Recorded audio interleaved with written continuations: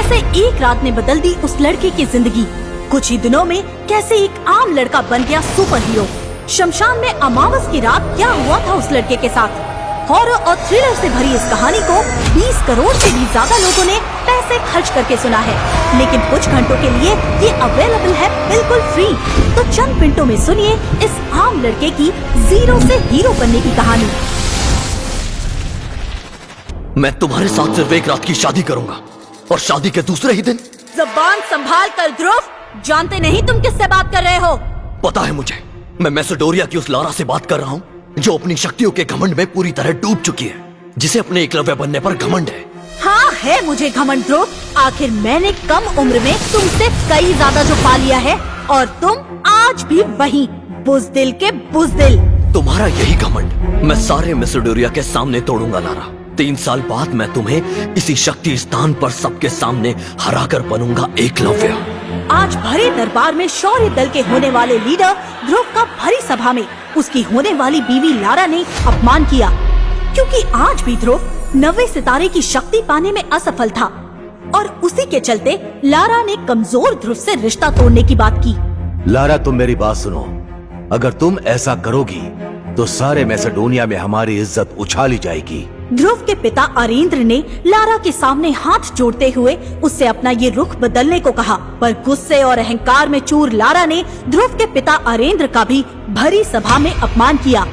राजा अरेंद्र, आपके इस कमजोर बेटे ध्रुव में कमजोरी का कारण भी आप ही हैं, और ये मत भूलिए कि ध्रुव की माँ के साथ जो कुछ भी हुआ उसके जिम्मेदार भी आप हैं। जैसे ही लारा ने ध्रुव की माँ का नाम भरी सभा में उछाला, गुस्से में आए ध्रुव ने अपने हाथों में अग्नि की ज्वाला को प्रकट करके लारा के ऊपर हमला किया, पर लारा ध्रुव से इतनी ताकतवर थी कि उसने ध्रुव के हमले को सहजता से निपटा दिया। वो देख सारा दरबार फिर से ध्रुव पर हंसने लगा।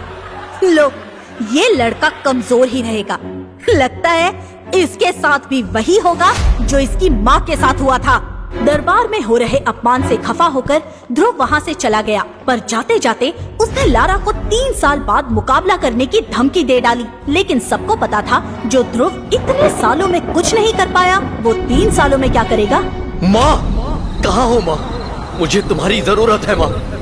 ध्रुव मैसेडोनिया के उस शमशान में खड़ा था जहाँ उसकी माँ को दफनाया गया था। उस शमशान में बिना इजाजत के जाना खतरे से खाली नहीं था, क्योंकि मैसेडोनिया के लोगों का कहना था कि वहाँ काले प्रेतों का निवास है। शमशान में हुए कई हादसे काफी डरावने थे, पर ध्रुव आज खुद को रोक नहीं पाया था और दरबार में हुए अपमान को याद कर वो अपनी माँ की कब्र पर जाकर रोने लगा। माँ, मुझे इतना कमजोर बनाना था तो मुझे जन्म ही क्यों दिया? क्यों पैदा होते ही मुझे मार नहीं दिया? क्यों माँ, क्यों?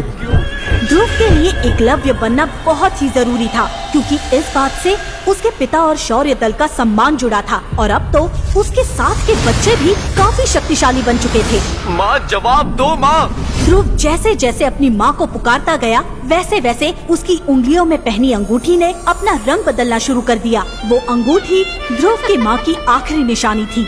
इतना ही नहीं, अब शमशान का माहौल भी बदलने लग गया था। बिजलियों ने अपना रौद्र रूप धारण कर लिया था। ध्रुव की माँ की कब्र से धुआं निकलने लगा था। कई कब्रों से हंसने की आवाजें भी आने लगी थी, मानो वो ध्रुव को कमजोर कहकर पुकार रही हो। शमशान का माहौल देख ध्रुव की सांसें तेज होने लगी और तभी उसका ध्यान अपनी अंगूठी पर गया, और जैसे ही ध्रुव ने अंगूठी को छुआ, वैसे ही शमशान में बने बरगद के पेड़ पर एक आत्मा हवा में उड़ती हुई दिखी। वो आत्मा एक बूढ़े इंसान की थी।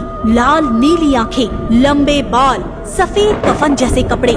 ध्रुव सामने का नजारा देख बुरी तरह डर गया। मेरे नजदीक मत आना, मैं तुम्हें मार दूंगा। ध्रुव ने डर के मारे कई शक्तियों का हमला उस आत्मा पर किया, पर सब हमले कमजोर पड़ गए। आखिरकार वो आत्मा ध्रुव के नजदीक आकर खड़ी हो गई और उसने ध्रुव को हवा में उड़ा दिया। छोड़ो मुझे, मैं कहता हूँ छोड़ो।